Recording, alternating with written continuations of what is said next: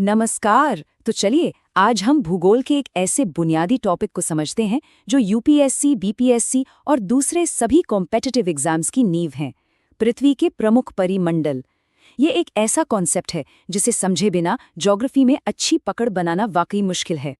तो सबसे बड़ा सवाल ये उठता है कि इस विशाल पृथ्वी को, इसके पहाड़ों, महासागरों, इसकी पूरी बनावट को हम परीक्षा के नजरिए से एक व्यवस्थित तरीके से कैसे समझें। चलिए इसका एक बहुत ही कारगर तरीका देखते हैं, और वो तरीका है पृथ्वी को इसके 4 प्रमुख आपस में जुड़े हुए हिस्सों में बांटकर समझना। यही हैं वो 4 परिमंडल या डोमेन्स। और जानते हैं, ये ना सिर्फ हमारे ग्रह को बनाते हैं बल्कि इसे जीवन के लिए एक अनोखी जगह भी बनाते हैं। तो आज हम क्या क्या कवर करने वाले हैं? सबसे पहले हम पृथ्वी के इन 4 परिमंडलों का एक परिचय लेंगे। फिर एक एक करके स्थलमंडल, जलमंडल और वायुमंडल से जुड़ी एग्जाम रिलेवेंट डिटेल्स को जानेंगे। और आखिर में समझेंगे कि ये सब मिलकर जीवमंडल यानी द जोन ऑफ लाइफ कैसे बनाते हैं। तो ठीक है, चलिए शुरू करते हैं। देखिए, पृथ्वी के ये 4 बुनियादी हिस्से हैं। इसका ठोस हिस्सा, पानी का विशाल भंडार, चारों ओर गैसों का एक घेरा, और जहां ये सब मिलते हैं वो जीवन का क्षेत्र। चलिए अब इनके औपचारिक नाम देख लेते हैं, क्योंकि ये अक्सर मैच द फॉलोइंग वाले सवालों में आते हैं। लिथोस्फीयर यानी स्थलमंडल, ये पृथ्वी का ठोस हिस्सा है।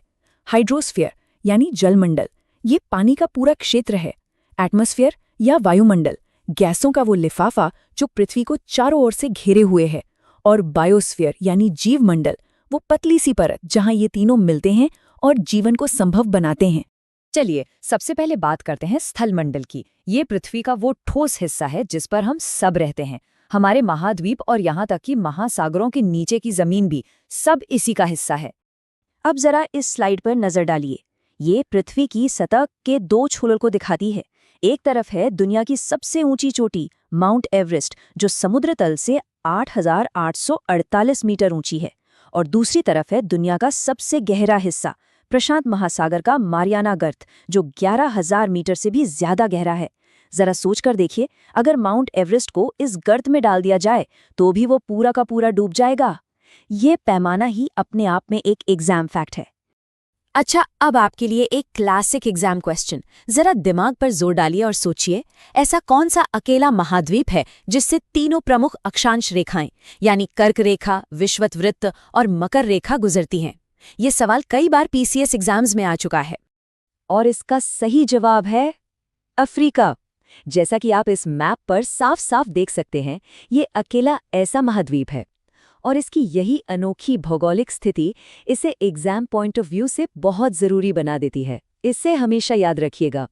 चलिए अब फटाफट दूसरे महाद्वीपों से जुड़े कुछ जरूरी फैक्ट्स को दोहरा लेते हैं। एशिया, दुनिया का सबसे बड़ा महाद्वीप, पृथ्वी की कुल जमीन का 1/3 हिस्सा इसी के पास है। अफ्रीका, जहां दुनिया की सबसे लंबी नदी नील और सबसे बड़ा गर्म रेगिस्तान सहारा है।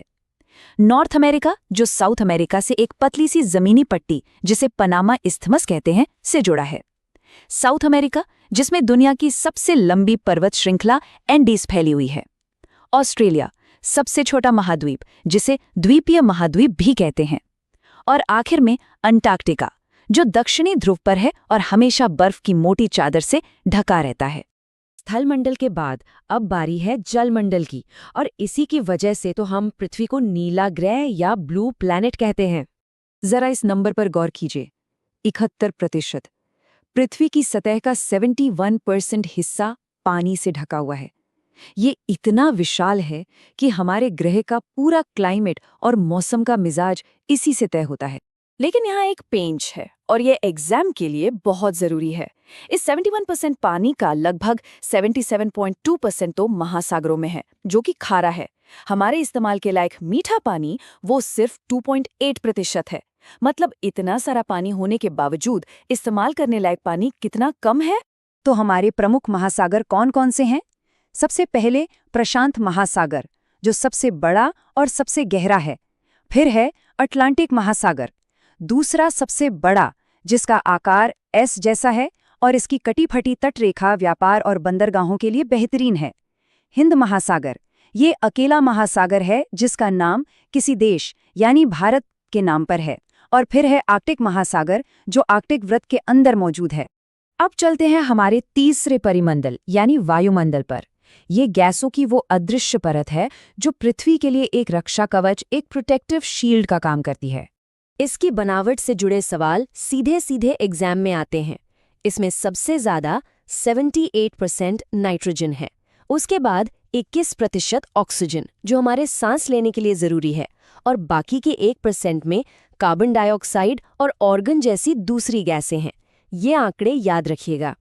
एक और दिलचस्प बात यह है कि हमारा वायुमंडल एक अकेली परत नहीं है। जैसा कि ये डायग्राम दिखा रहा है, तापमान के आधार पर इसे 5 अलग-अलग परतों में बांटा गया है, और इन परतों का क्रम नीचे से ऊपर की ओर एग्जाम्स के लिए बेहद जरूरी है।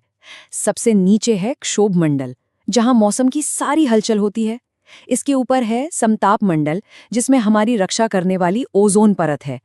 फिर आता है मध्य मंडल, जहां आकर उल्का पिंड जल जाते हैं।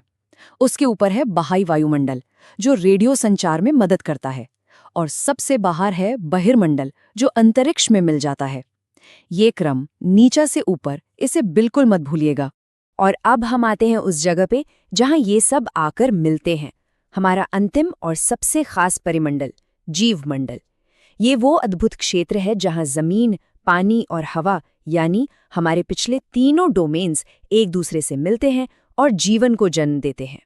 तो यहाँ सबसे जरूरी बात यह है, जीवमंडल जमीन, पानी और हवा के बीच का वो सीमित संपर्क क्षेत्र है जहां जीवन मौजूद है।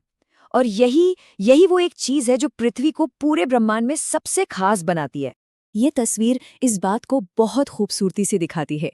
जीवमंडल में छोटे से बैक्टीरिया से लेकर बड़े बड़े जानवर तक सब कुछ शामिल है। और सिर्फ वो ही नहीं, बल्कि वो अपने पर्यावरण के साथ कैसे तालमेल बिठाते हैं, ये भी। ये जीवन का एक बहुत ही जटिल जाल है।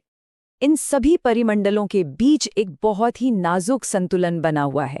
लेकिन चिंता की बात यह है कि हमारी गतिविधियां, जैसे कि प्रदूषण और जंगलों की कटाई, इस कुदरती संतुलन को तेजी से बिगाड़ रही हैं।